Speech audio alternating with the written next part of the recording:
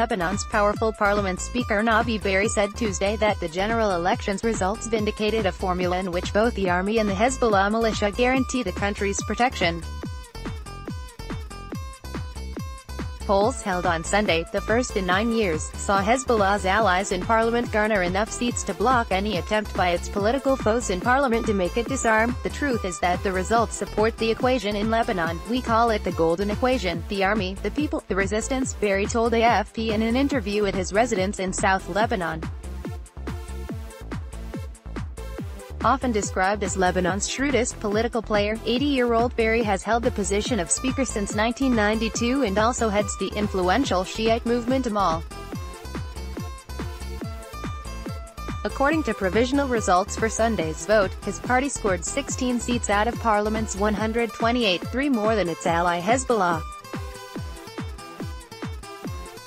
Unlike Amal and all other factions, Hezbollah did not give up its weapons when the Lebanese civil war ended in 1990, and its arsenal has now grown to rival the national armies.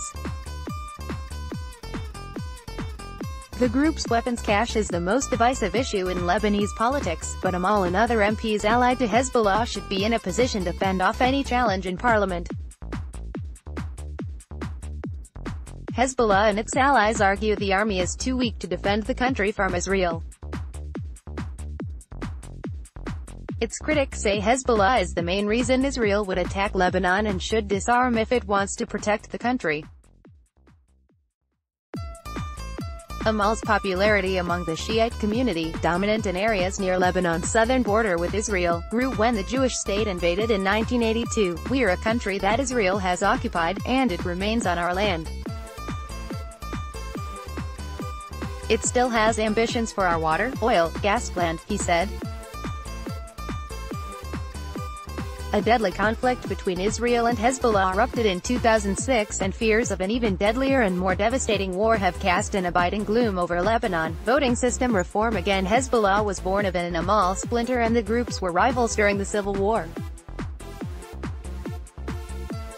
Decades later, they find themselves politically aligned on most issues and have been repeatedly hailed as the winning Shiite duo after Sunday's vote. Supporters of the Lebanese Shiite movement Hezbollah take to the streets of Baalbek, in the eastern Bekaa Valley near the border with Syria, on Election Day on May 6, 2018. Haitham Moussawi AFP. One of the election's striking features was a disappointing turnout at 49.2%, which Berri blamed on the electoral law passed last year and used for the first time on Sunday. "We know it from France and other countries, that proportionality is the best electoral system, but it isn't implemented in small electoral districts," he said. "Lebanon as a whole could be a district in Europe," Berri said of his country, which has an electorate of around 3.7 million.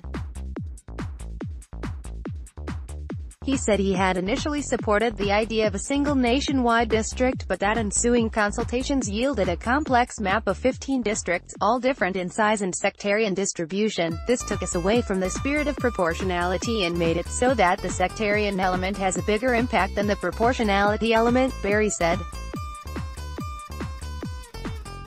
The reformed electoral law introduced an element of proportionality to replace the previous, majoritarian system, but its complexity and the opportunist alliances it generated appeared to put voters off.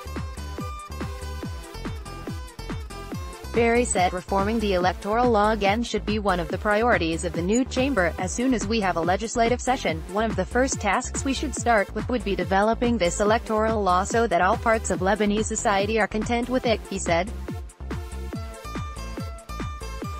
Berri is widely expected to be handed a new mandate as speaker, although he refused to comment on the issue. Lebanon's unique sectarian power-sharing arrangements provide for parliament to be split equally between Christians and Muslims and stipulate that the president be Maronite, the premier Sunni and the speaker Shiite.